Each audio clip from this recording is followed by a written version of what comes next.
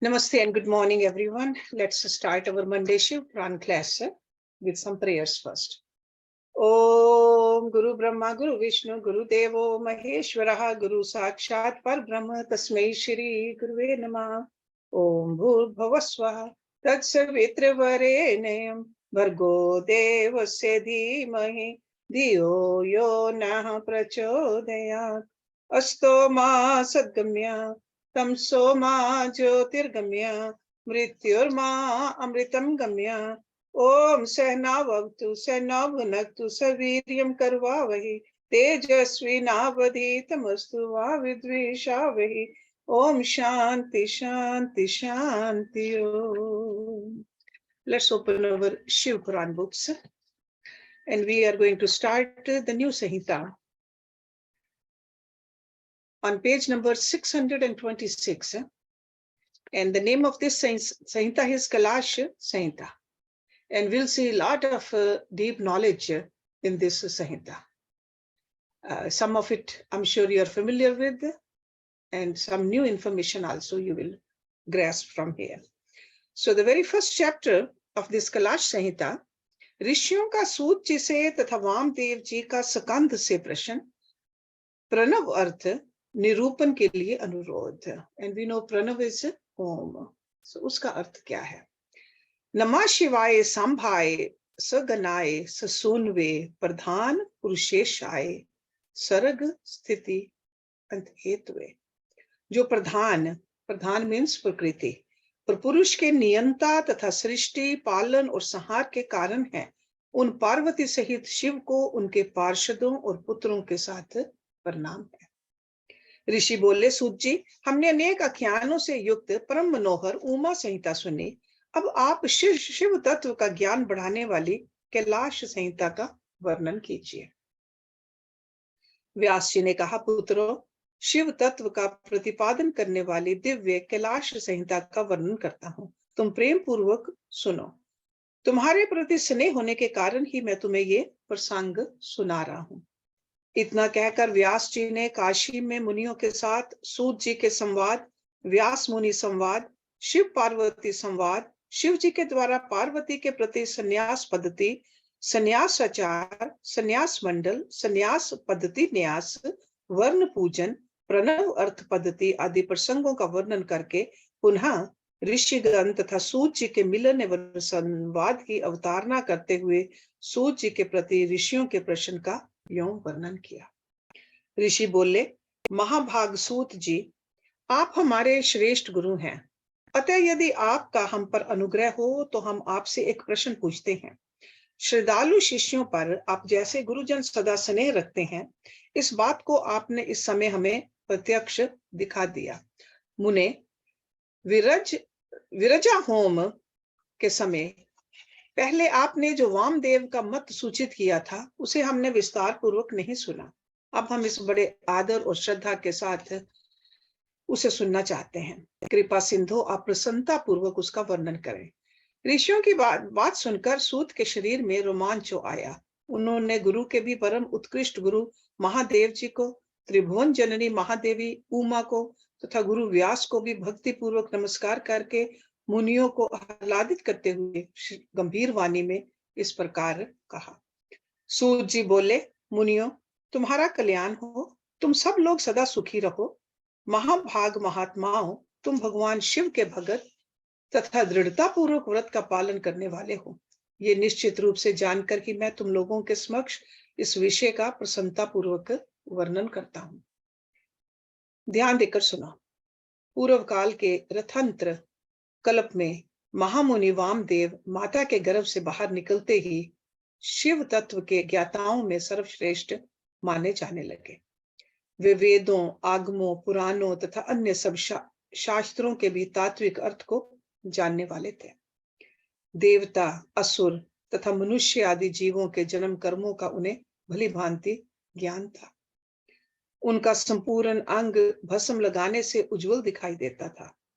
उनके मस्तक पर जटाओं का समूह शोभा देता था. वे किसी के आश्रित नहीं थे. उनके मन में किसी वस्तु की इच्छा नहीं थी. वे शीत उष्ण आदि द्वंद्वों से परे तथा अहंकार शून्य थे. वे दिगंबर महाज्ञानी महात्मा दूसरे महेश्वर के समान जान पड़ते थे। उन्हीं के जैसे स्वभाव वाले बड़े बड़े मुनि शिष्य होकर उन्हें घेरे रहते थे। वे अपने चरणों के स्पर्श जनित पुण्य से इस पृथ्वी को पवित्र करते हुए सब और विचरते और अपने चित्त को निरंतर परम धाम स्वरूप पर ब्रह्म परमात्मा में लगाए रहते थे। इस तरह घूमते हुए वामदेव जी ने मेरु के दक्षिण शिखर कुमार रिंग में प्रसन्नता पूर्वक प्रवेश किया, जहां मयूर वाहन शिव कुमार ज्ञान में शक्ति धारण करने वाले समस्त असुरों के नाशक और सर्वदेव वंदित भगवान स्कंद रहते थे। उनके साथ उनकी शक्ति भूता गजावली भी थी। वहीं स्कंद सर के नाम से प्रसिद्ध एक सरोवर था, जो समुद्र के समान अगाध एवं विशाल दिखाई देता था। उसका जल ठंडा और स्वादिष्ट था। वह सरोवर स्वच्छ, अगाध एवं बहुत जल राशि से पूर्ण था। उसमें संपूर्ण आश्चर्यजनक गुण विद्यमान थे। वह जलाशय स्कंद स्वामी के समीप ही था। वह महामुनि वामदेव ने शिष्यों के साथ उसमें स्नान करके शिखर पर बैठे हुए मुनि वृंद सेवित कुमार का दर्शन किया। वे उगते हुए सूर्य के समान तेजस्वी थे। मोर उनका श्रेष्ठ वाहन था। उनके 4 भुजाएं थी। सभी अंगों से उदारता सूचित होती थी। मुकुट आदि उनकी शोभा बढ़ा रहे थे। रतन भूत 2 शक्तियां उनकी उपासना करती थी। उन्होंने अपने 4 हाथों में क्रमशः शक्ति, कुक्कुट, वर और अभय धारण कर रखे थे। स्कंद का दर्शन और पूजन करके उन मुनीश्वर ने बड़ी भक्ति से उनका स्तवन आरंभ किया। वामदेव बोले, जो प्रणव के वाच्य अर्थ, प्रणव अर्थ के प्रतिपादक, प्रणव अक्षर रूप बीज से युक्त तथा प्रणव रूप हैं, उन आप स्वामी कार्तिकेय को बारंबार नमस्कार है। वेदांत के अर्थभूत ब्रह्म ही जिनका स्वरूप है, जो वेदांत का अर्थ करते हैं, वेदांत के अर्थ को जानते हैं और नित्य विदित हैं, उन स्कंद स्वामी को बारंबार नमस्कार है। समस्त प्राणियों की हृदय गुफा में प्रतिष्ठित गुह को नमस्कार है। जो स्वयं गुह हैं, उनका रूप गुह है तथा जो गुह शास्त्रों के ज्ञाता हैं, उन स्वामी कार्तिकेय को नमस्कार है। प्रभु, आप अनु से भी अत्यंत अनु और महान से भी परम महान हैं। कारण और कार्य अथवा भूत और भविष्य के भी ज्ञाता हैं। आप परमात्म स्वरूप को नमस्कार है। आप स्कंद हैं। स्कंदन ही आपका रूप है। आप सूर्य और अरुण के समान तेजस्वी हैं।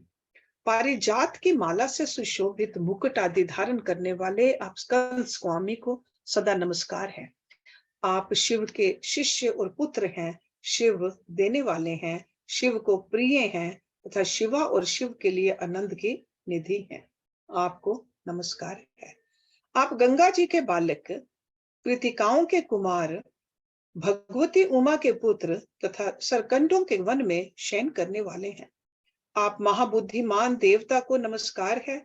6 अक्षर मंत्र आपका शरीर है। आप 6 प्रकार के अर्थ का विधान करने वाले हैं। आपका रूप 6 मार्गों से परे है। आप शठानन को बारंबार नमस्कार है। 12 आत्मन आपके 12 विशाल नेत्र और 12 उठी हुई भुजाएं हैं। उन भुजाओं में आप 12 आयुध धारण करते हैं। आपको नमस्कार है। आप चतुर्भुज रूपधारी, शांत तथा चारों भुजाओं में क्रमशः शक्ति, कुक्कुट, वर और अभय धारण करते हैं। आप असुर विदारण देव को नमस्कार है। आपका वक्षस्थल गजावली के कूचों में लगे हुए कुमकुम से अंकित है।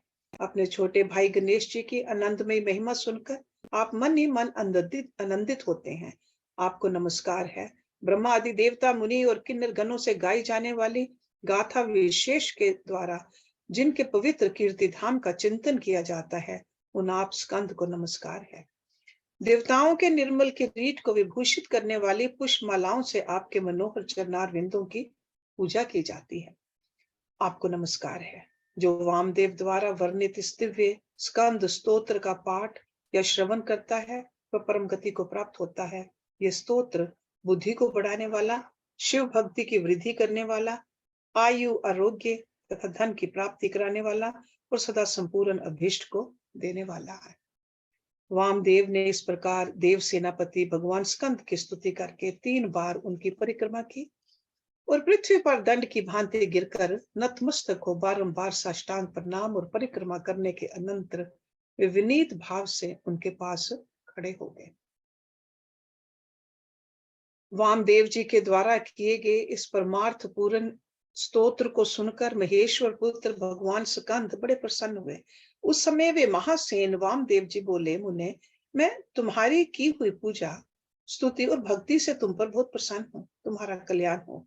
आज मैं तुम्हारा कौन सा प्रिय कार्य सिद्ध करूं। तुम योगियों में प्रधान, सर्वथा परिपूर्ण और निष्प्रिय हो। इस जगत में कोई ऐसी वस्तु नहीं है जिसके लिए तुम जैसे वीतराग महर्षि याचना करें। तथापि धर्म की रक्षा और संपूर्ण जगत पर अनुग्रह करने के लिए तुम जैसे साधु संत भूतल पर विचरते रहते हैं। ब्राह्मण, यदि इस समय मुझसे कुछ सुनना हो तो कहो, मैं लोक पर अनुग्रह करने के लिए उस विषय का वर्णन करूंगा। स्कंद की ये बात सुनकर महामुनि वामदेव ने विनयावनत हो मेघ के समान गंभीर वाणी में कहा।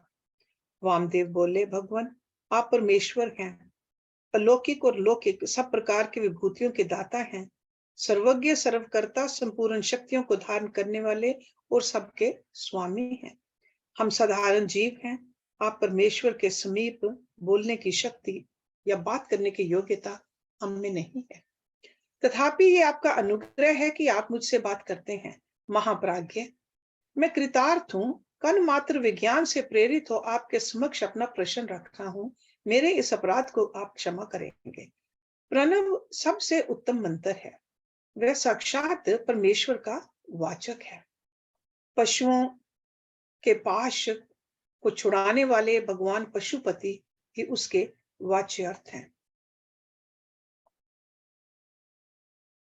ओम इति इदम सर्वम।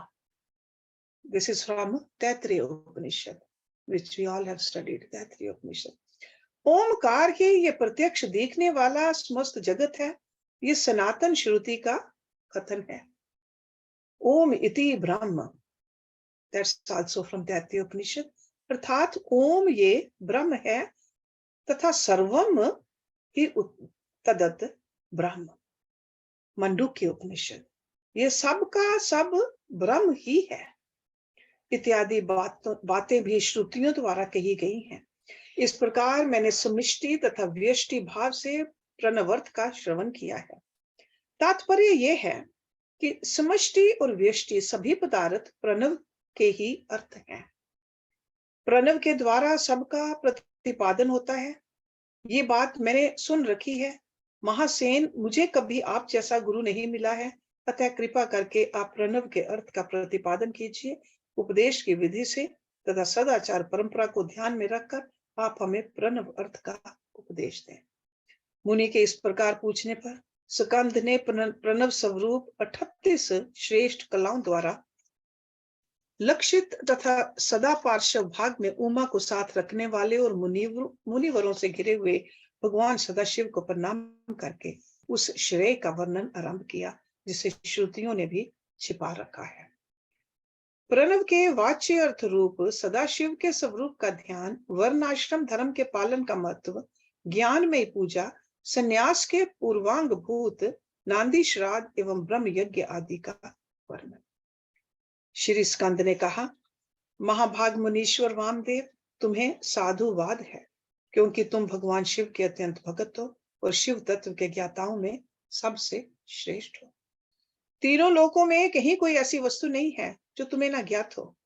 तथापि तुम लोक पर अनुग्रह करने वाले हो, इसलिए तुम्हारे समक्ष इस विषय का वर्णन करूंगा।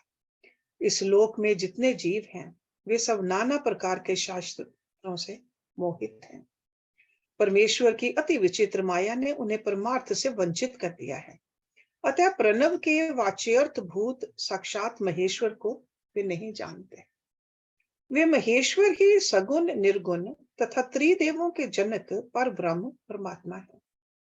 मैं अपना दाहिना हाथ उठाकर तुमसे शपथ पूर्वक कहता हूं कि यह सत्य है, सत्य है, सत्य है। मैं बारंबार इस सत्य को दोहराता हूं कि प्रणव के अर्थ साक्षात शिव ही हैं। श्रुतियों, स्मृति शास्त्रों, पुराणों तथा आगमों में प्रधानतया उन्हीं को प्रणव का वाच्यार्थ बताया गया है। जहां से मन सहित वाणी उस परमेश्वर को ना पाकर लौट आती है, जिसके अनंत का अनुभव करने वाला पुरुष किसी से डरता नहीं।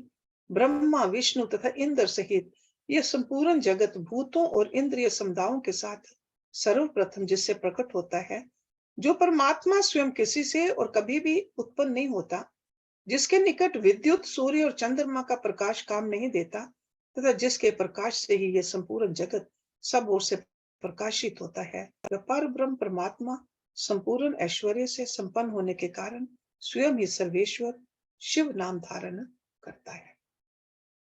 हृदय आकाश के भीतर विराजमान जो भगवान शंभु मुमुक्षु पुरुषों के ध्येय हैं, जो सर्वव्यापी प्रकाश आत्मा भास स्वरूप एवं चिन्मय है, जिन परम पुरुष की पराशक्ति शिवा भक्ति भाव से सुलभ मनोहरा निर्गुण अपने गुणों से ही निगूढ़ और निष्कल है। और परमेश्वर के तीन रूप है, स्थूल, सूक्ष्म और इन दोनों से परे। मुने मुमुक्षु योगियों को नित्य क्रमशः उनके इन स्वरूपों का ध्यान करना चाहिए।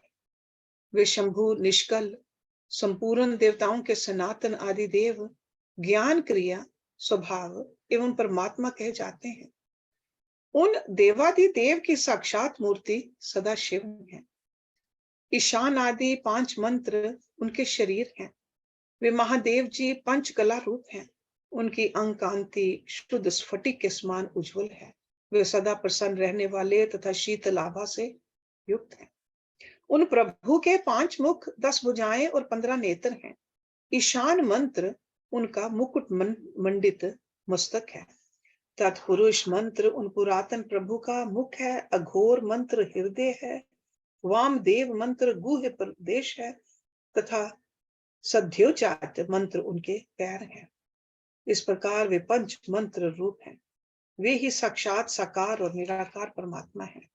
सर्वज्ञता आदि 6 शक्तियां उनके शरीर के 6 अंग हैं।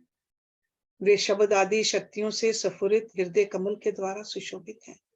वाम भाग में मनुमनी नामक अपनी शक्ति से विभूषित है।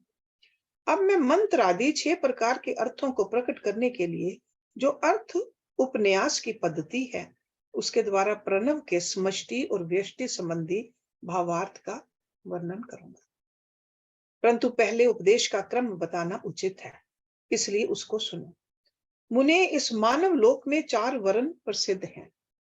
उनमें से जो ब्राह्मण, क्षत्रिय और वैश्य ये 3 वर्ण हैं, उन्हीं का वैदिक आचार से संबंध है।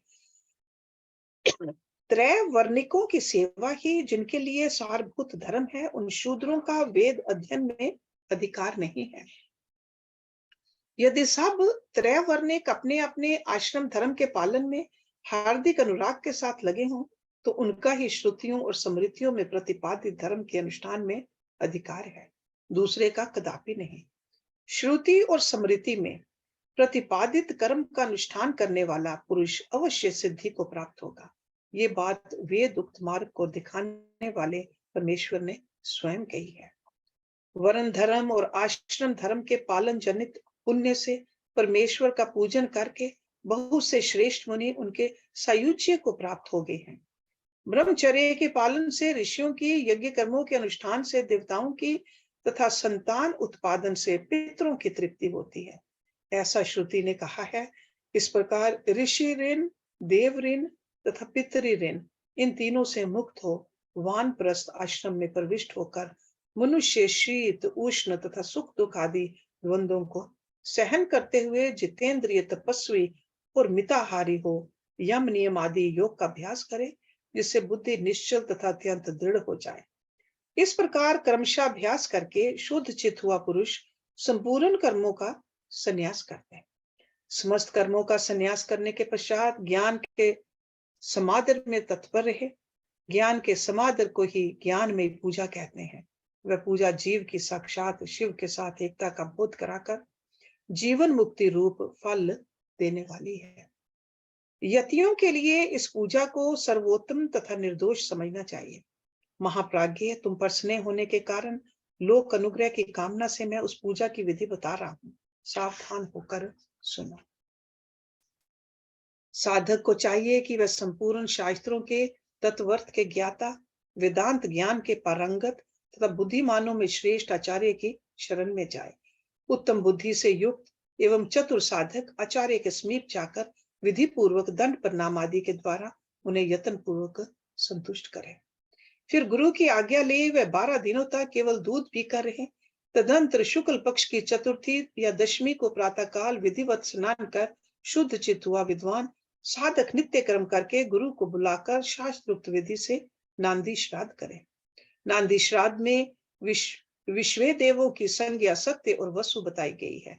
प्रथम देव श्राद्ध में नांदी मुख देवता ब्रह्मा, विष्णु और महेश कहे गए हैं। दूसरे ऋषि श्राद्ध में उन्हें ब्रह्म ऋषि, देव ऋषि तथा राज ऋषि कहा गया है। तीसरे दिव्य श्राद्ध में उनकी वसु, रुद्र और आदित्य संज्ञा बताई गई है। चौथे मनुष्य श्राद्ध में सनक आदि 4 मुनीश्वर ही नांदी मुख देवता हैं। पांचवें भूत श्राद्ध में 5 महाभूत, नेत्र आदि 11 इंद्रिय समूह तथा जरायुज आदि चतुर्विध प्राणी समुदाय नांदी मुख माने गए हैं। छठे पितृ श्राद्ध में पिता, पितामह और प्रपितामह ये 3 नांदी मुख देवता हैं। सातवें मातृ श्राद्ध में माता, पितामही और प्रपितामही इन तीनों को नांदी मुख देवता बताया गया है। तथा 8वें आत्म श्राद्ध में आत्मा, पिता, पितामह और प्रपितामह ये 4 नांदी मुख देवता कहे गए हैं। माता महात्मक श्राद्ध में मातामह, प्रमातामह और वृद्ध प्रमातामह ये 3 नांदी मुख देवता सपत्नीक बताए गए हैं। प्रत्येक श्राद्ध में 2-2 ब्राह्मण करके जितने ब्राह्मण आवश्यक हो उनको आमंत्रित करें और स्वयं यत्न पूर्वक आचमन करके पवित्र हो उन ब्राह्मणों के पैर धोए। उस समय इस प्रकार के है जो समस्त संपत्ति की प्राप्ति में कारण आई हुई आपत्ति के समूह को नष्ट करने के लिए धूम केतु, अग्नि रूप तथा अपार संसार सागर से पार लगाने के लिए सेतु के समान हैं, वे ब्राह्मणों की चरण धूलियां मुझे पवित्र करें। जो आपत्ति रूपी घने अंधकार को दूर करने के लिए सूर्य, अभिष्ट अर्थ को देने के लिए कामधेनु तथा समस्त तीर्थों के जल से पवित्र मूर्तियां हैं, वे ब्राह्मणों की चरण धूलियां मेरी रक्षा करें। ऐसा कह पृथ्वी पर दंड की भांति पड़कर साष्टांग प्रणाम करे। तत्पश्चात पूर्व अभिमुख बैठकर भगवान शंकर के युगल चरणार विंदों का चिंतन करते हुए दृढ़ता पूर्वक आसन ग्रहण करे। हाथ में पवित्री ले शुद्ध हो नूतन यज्ञोपवीत धारण कर 3 बार प्राणायाम करे। तदंतर तिथि आदि का स्मरण करके इस तरह संकल्प करे, मेरे संन्यास का अंगभूत जो पहले विश्व देव पूजन, फिर देवादि अष्टविधि श्राद्ध तथा अंत में माता मह श्राद्ध है, उसे आप लोगों की आज्ञा लेकर मैं पार्वन की विधि से संपन्न करूंगा। ऐसा संकल्प करके आसन के लिए दक्षिण दिशा से आरंभ करके उत्तर उत्तर कुशों का त्याग करे। तत्पश्चात आचमन करके खड़ा हो वर्ण क्रम का आरंभ करे। अपने हाथ में पवित्री धारण करके 2 ब्राह्मणों के हाथों का स्पर्श करते हुए इस प्रकार कहे, विश्वे देवर्थम भवंतो वृणे भवद्याम नांदी श्राद्धे क्षणा प्रसादनीय। अर्थात हम विश्व देव श्राद्ध के लिए आप दोनों का वर्ण करते हैं। आप दोनों नांदी श्राद्ध में अपना समय देने की कृपा करें। इतना सभी श्राद्धों के ब्राह्मणों के लिए कहे, सर्वत्र ब्राह्मण वरण की विधि का यही क्रम है। इस प्रकार वरण का कार्य पूरा करके 10 मंडलों का निर्माण करे। उत्तर से आरंभ करके 10 मंडलों का अक्षत से पूजन करके उनमें क्रमशः ब्राह्मणों को स्थापित करे। फिर उनके चरणों पर अक्षत आदि चढ़ाए। तदंतर संबोधन पूर्वक विश्व देव आदि नामों का उच्चारण करे और कुश, पुष्प, अक्षत एवं जल से इदम व पाद्यम कहकर पाद्य निवेदन करे। इस प्रकार पाद्य देकर स्वयं भी अपना पैर धो ले और उत्तर अभिमुख हो आचमन करके एक एक श्राद्ध के लिए जो 2-2 ब्राह्मण कल्पित हुए हैं उन सबको आसनों पर बिठाए तथा ये कहे, विश्वे देव स्वरूपस्य ब्राह्मणस्य इदम आसनम। विश्व देव स्वरूप ब्राह्मण के लिए ये आसन समर्पित है। ये क्या है, कुछ आसन दे, स्वयं भी हाथ में कुछ लेकर आसन पर स्थित हो जाए। इसके बाद कहे, अस्मिन् नांदी मुख श्राद्धे विश्वे देवार्थे भवदयाम क्षणा क्रियताम। इस नांदी मुख श्राद्ध में विश्व देव के लिए आप दोनों क्षण समय प्रदान करें। तदंतर प्राप्नुताम भवंतो, आप दोनों ग्रहण करें, ऐसा कहे। फिर वे दोनों श्रेष्ठ ब्राह्मण इस प्रकार उत्तर दे, प्राप्नुयाव, हम दोनों ग्रहण करेंगे। इसके बाद यजमान उन श्रेष्ठ ब्राह्मणों से प्रार्थना करे, मेरे मनोरथ की पूर्ति हो, संकल्प की सिद्धि हो, इसके लिए आप अनुग्रह करें। तत्पश्चात पद्धति के अनुसार अर्घ दे, पूजन कर शुद्ध केले के पत्ते आदि धोए हुए पात्रों में परिपक्व अन्न आदि भोज्य पदार्थों को परोसकर पृथक पृथक कुश बिछाकर और स्वयं वहां जल छिड़कर प्रत्येक पात्र पर आदर पूर्वक दोनों हाथ लगा पृथ्वी ते पात्रम इत्यादि मंत्र का पाठ करे। वहां स्थित हुए देवता आदि का चतुर्थ्यंत उच्चारण करके अक्षत सहित जल ले स्वाहा बोलकर उनके लिए अन्न अर्पित करे और अंत में न मम इस वाक्य का उच्चारण करे। सर्वत्र माता आदि के लिए भी अन्न अर्पण की यही विधि है। अंत में इस प्रकार प्रार्थना करे, यत पाद पदम स्मरणात् यस्य नाम जपाद आदि न्यूनम कर्म भवेत पूर्णम तम वंदे सांबेश्वरम। जिनके चनार बिंदों के चिंतन एवं नाम जप से न्यूनता पूर्ण अथवा अधूरा कर्म भी पूरा हो जाता है, उन सांब सदा शिव की मैं वंदना करता हूं। इसका पाठ करके कहे, ब्राह्मणों, मेरे द्वारा किया हुआ ये नांदी मुख श्राद्ध यथोक्त रूप से परिपूर्ण हो, ये आप कहें। ऐसी प्रार्थना के साथ उन श्रेष्ठ ब्राह्मणों को प्रसन्न करके उनका आशीर्वाद ले और अपने हाथ में लिया हुआ जल छोड़ दे। फिर पृथ्वी पर दंड की भांति गिरकर प्रणाम करे और उठकर ब्राह्मणों से कहे, ये अन्न अमृत रूप हो। फिर उदार चेता साधक हाथ जोड़ अत्यंत प्रसन्नता पूर्वक प्रार्थना करे। श्री रुद्र सूक्त का चमक अध्याय सहित पाठ करे। पुरुष सूक्त की भी विधिवत आवृत्ति करे। मन में भगवान सदाशिव का ध्यान करते हुए ईशाना सर्व विद्या नाम इत्यादि 5 मंत्रों का जप करे। जब ब्राह्मण लोग भोजन कर चुके तब रुद्र सूक्त का पाठ समाप्त कर क्षमा प्रार्थना पूर्वक उन ब्राह्मणों को पुनः अमृता पिधान मसी स्वाहा ये मंत्र पढ़कर उत्तरा पोषण के लिए जल दे। तदंतर हाथ पैर धो आचमन करके पिंड दान के स्थान पर जाए। वहां पूर्व अभिमुख बैठकर मौन भाव से 3 बार प्राणायाम करे। इसके बाद मैं नांदी मुख श्राद्ध का अंगभूत पिंड दान करूंगा, ऐसा संकल्प करके दक्षिण से लेकर उत्तर की ओर 9 रेखाएं खींचे। उन रेखाओं पर क्रमशः 12-12 पूर्व अग्र कुश बिछाए। फिर दक्षिण की ओर से देवता आदि के 5 स्थानों पर चुपचाप अक्षत और जल छोड़े। पितृवर्ग के 3 स्थानों पर क्रमशः अक्षत जल छोड़कर 9वें माता महादि आदि के स्थान पर मार्जन करे। तत्पश्चात अत्र पितरो माध्य ध्वम कहकर देव आदि के 5 स्थानों पर क्रमशः अक्षत जल छोड़े। इस प्रकार अवनेजन दे 5 स्थानों पर प्रत्येक के लिए 3-3 पिंड दे। इसी तरह शेष स्थानों पर भी करें। अपने गृह सूत्र में बताई हुई पत्ती के अनुसार सभी पिंड पृथक पृथक देने चाहिए। फिर पितरों के साधगुण्य के लिए जल अक्षत अर्पित करे। तत्पश्चात अपने हृदय कमल में सदा शिवदेव का ध्यान करे और पूर्व उक्त यत्पाद पद्म स्मरणात् इत्यादि श्लोक का पुनः पाठ करके ब्राह्मणों को नमस्कार पूर्वक यथाशक्ति दक्षिणा दे। फिर त्रुटियों के लिए क्षमा प्रार्थना करके देवता पितरों का विसर्जन करे। पिंडों का उत्सर्ग करके उन्हें गौओं को खाने के लिए दे अपना जल में डाल दे। तत्पश्चात पुण्य वाचन करके स्वजनों के साथ भोजन करे। दूसरे दिन प्रातःकाल उठकर शुद्ध बुद्धि वाला साधक उपवास पूर्वक व्रत रखे। कांख और उपस्थ के बालों को छोड़कर शेष सभी बाल मुंडवा ले, परंतु शिखा के 7-8 बाल अवश्य बचा ले। फिर स्नान करके धुले हुए वस्त्र पहनकर शुद्ध हो 2 बार आचमन करके मौन हो विधिवत वस्त्र धारण करे। पुण्य आवाचन करके उससे अपने आप का प्रोक्षण कर बाहर भीतर से शुद्ध हो। होम द्रव्य और आचार्य की दक्षिणा के द्रव्य को छोड़कर शेष सभी द्रव्य महेश्वर अर्पण बुद्धि से ब्राह्मणों और विशेषता शिव भक्तों को बांट दे। तदंतर गुरु रूपधारी शिव के लिए वस्त्र आदि की दक्षिणा दे।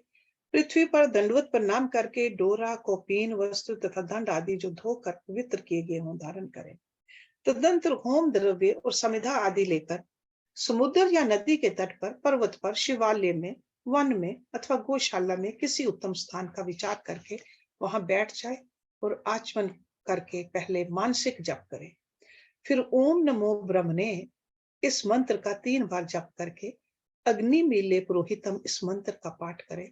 इसके बाद अथ महाव्रतम अग्निर्वे देवानाम एतस्य सामाम्यनाम ओम ईशे तवोर्जेहे तवा वायवस्त अगन आयाहि वीत्ये तथा शमनो देवी रविष्ट्ये इत्यादि का पाठ करें।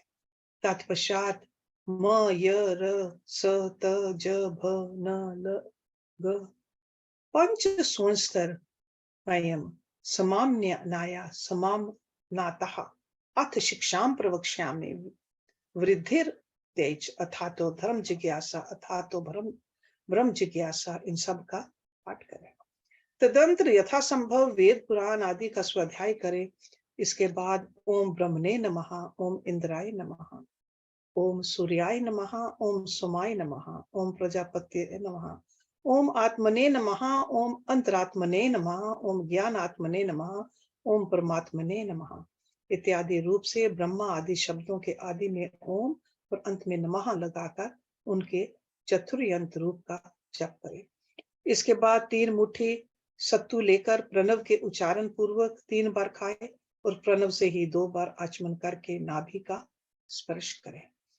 उस समय आगे बताए जाने वाले शब्दों के आदि में प्रणव और अंत में नमः स्वाहा जोड़कर उनका उच्चारण करें तथा ओम आत्मने नमः स्वाहा, ओम अंतरात्मने नमः स्वाहा, ओम ज्ञानात्मने नमः स्वाहा, ओम परमात्मने नमः स्वाहा, ओम प्रजापते नमः स्वाहा इति। तदंतर पृथक पृथक प्रणव मंत्र से ही दूध दही मिले हुए घी को अथवा केवल जल को 3 बार चाटकर पुनः 2 बार आचमन करें।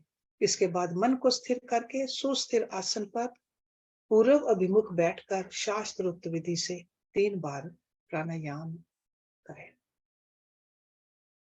नेक्स्ट चैप्टर संन्यास ग्रहण की शास्त्रीय विधि, गणपति पूजन, होम, तत्विशुद्धि, सवित्री प्रवेश, सर्व संन्यास और दंड धारण का प्रकार आदि का प्रकार। स्कंद कहते हैं वामदेव तदंतर मध्याह्न काल में स्नान करके साधक अपने मन को वश में रखते हुए गंध पुष्प और अक्षत आदि पूजा द्रव्यों को ले आए और नैऋत्य कोण में देव जन पूजित विघ्नराज गणेश की पूजा करें। गणा नाम त्वहा इत्यादि मंत्र से विधि पूर्वक गणेश जी का आवाहन करें। आवाहन के पश्चात उनके स्वरूप का इस प्रकार ध्यान करना चाहिए। उनकी अंग कांति लाल है, शरीर विशाल है, सब प्रकार के आभूषण उनकी शोभा बढ़ा रहे हैं। उन्होंने अपने कर कमलों में क्रमशः पाश, अंकुश, अक्षमाला तथा वर नामक मुद्राएं धारण कर रखी हैं।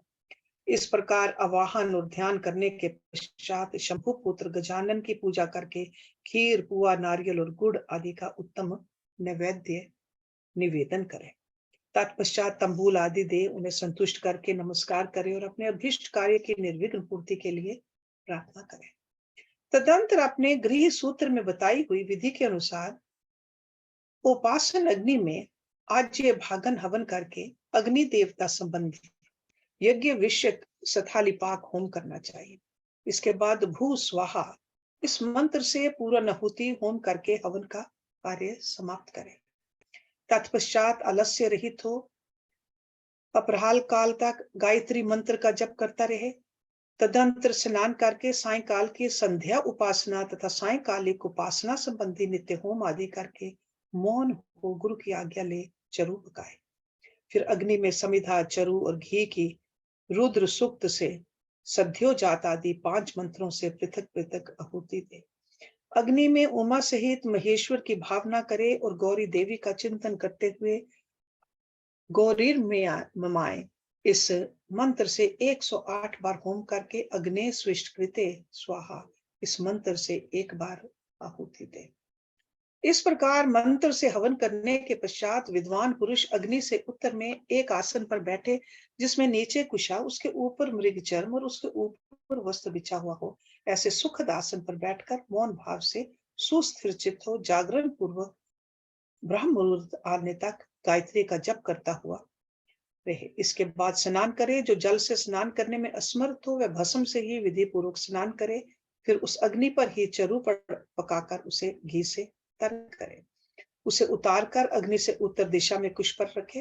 पुनः घी से चरु को मिश्रित करे इसके बाद व्याहृति मंत्र, रुद्र सूक्त तथा सद्योजात आदि 5 मंत्रों का जप करें और इनके द्वारा एक एक आहुति भी दे। चित्त को भगवान शिव के चरणार विंद में लगाकर प्रजापति, इंद्र, विश्व देव और ब्रह्मा के लिए भी एक एक आहुति दे।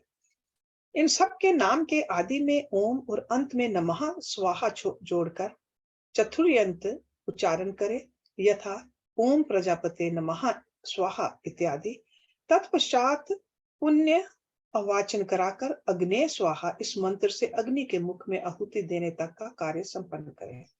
फिर प्राणाय स्वाहा इत्यादि 5 मंत्रों द्वारा घृत सहित चरु की आहुति दे। इसके बाद अग्ने स्विष्ट कृते स्वाहा बोलकर एक आहुति और दे। तदंतर फिर रुद्र सूक्त तथा ईशान आदि 5 मंत्रों का जप करें। महेश आदि चतुर्व्यूह मंत्रों का पाठ करें। इस प्रकार तंत्र होम करके अपने गृह शाखा में बताई हुई पद्धति के अनुसार उन देवताओं के उद्देश्य से बुद्धिमान पुरुष सांग होम करे। इस तरह जो अग्निमुख आदि कर्म तंत्र को परिवर्तित किया गया है, उसका निर्वाह करके विरजा होम करे। 26 तत्व रूप इस शरीर में छिपे हुए तत्व समुदायों की शुद्धि के लिए विरजा होम करना चाहिए। उस समय ये कहे कि मेरे शरीर में जो ये तत्व हैं, इन सब की शुद्धि हो। उस प्रसंग में आत्म तत्व की शुद्धि के लिए अरुण केतुक मंत्रों का पाठ करते हुए पृथ्वी आदि तत्व से लेकर पुरुष तत्व पर्यंत क्रमशः सभी तत्वों की शुद्धि के निमित्त घृत युक्त चरु का होम करें तथा शिव के चरणार बिंदुओं का ही चिंतन करते हुए मौन रहे। पृथ्वी, जल, तेज, वायु और आकाश ये पृथ्वी आदि पंचक कहलाते हैं। शब्द, स्पर्श, रूप, रस और गंध ये शब्द आदि पंचक हैं। वाक, पानी, पाद, वायु तथा उपस्थ ये वाग आदि पंचक है। श्रोत्र, नेत्र, नासिका, रसना और त्वक ये श्रोत्र आदि पंचक है। शिर, पार्श्व, पृष्ठ और उदर ये 4 हैं। इन्हीं में जंघा को भी जोड़ लें। फिर त्वक आदि 7 धातुएं हैं। प्राण, अपान आदि 5 वायुओं को प्राण आदि पंचक कहा गया है। अन्न में आदि 5 कोशों को कोश पंचक कहते हैं। उनके नाम इस प्रकार हैं: अन्न में, प्राण में, मनो में, विज्ञान में और आनंद में। इनके सिवा मन, चित्त, बुद्धि, अहंकार, ख्याति, संकल्प, गुण, प्रकृति और पुरुष है। भोक्तापन को प्राप्त हुए पुरुष के लिए भोग काल में जो 5 अंतरंग साधन हैं, उन्हें तत्व पंचक कहा गया है। उनके नाम ये हैं: नियति, काल, राग, विद्या और कला। ये 5 माया से उत्पन्न है। मायाम तो प्रकृतिम विद्यात, इस श्रुति में प्रकृति ही माया कही गई है। उसी से ये तत्व उत्पन्न हुए हैं, इसमें संशय नहीं है। काल का स्वभाव ही नियति है, ऐसा श्रुति का कथन है। ये नियति आदि जो 5 तत्व हैं, इन्हीं को पंचक कचुक कहा कहते हैं। इन 5 तत्वों को न जानने वाला विद्वान भी मूढ़ ही कहा गया है। नियति प्रकृति से नीचे है और ये पुरुष प्रकृति से ऊपर है। जैसे कौवे की एक ही आंख उसके दोनों गोलकों को घूमती रहती है, उसी प्रकार पुरुष प्रकृति और नियति दोनों के पास रहता है। ये विद्या तत्व कहा गया है। शुद्ध विद्या, ईश्वर, सदाशिव, शक्ति और शिव, इन 5 को शिव तत्व कहते हैं। ब्रह्मन, प्रज्ञानम ब्रह्म, इस श्रुति के वाक्य से यह शिव तत्व ही प्रतिपादित हुआ है।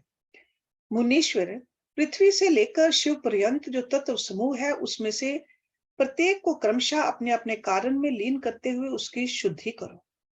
पृथ्वी आदि पंचक, शब्द आदि पंचक, वाग आदि पंचक, श्रोत्र आदि पंचक, शिर आदि पंचक, त्वक आदि धातु सप्तक, प्राण आदि पंचक, अन्य आदि कोश पंचक, मन आदि पुरुषांत तत्व, नियत आदि तत्व पंचक और 11 शिव तत्व पंचक, ये 11 वर्ग हैं। इन 11 वर्ग संबंधी मंत्रों के अंत में परस्मय शिव ज्योतिषे इदम नमः इस वाक्य का उच्चारण करें।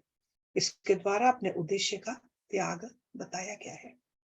इसके बाद विविद्या तथा कृषोतक संबंधी मंत्रों के अंत में अर्थात विविद्याय स्वाहा, कृषोतकाय स्वाहा, इनके अंत में स्वतत्व त्याग के लिए व्यापकाय परमात्मा ने शिव ज्योतिषे विश्वभूत स्नो उत्सुकाय परस्मय देवाय इदम नमः इसका उच्चारण करें।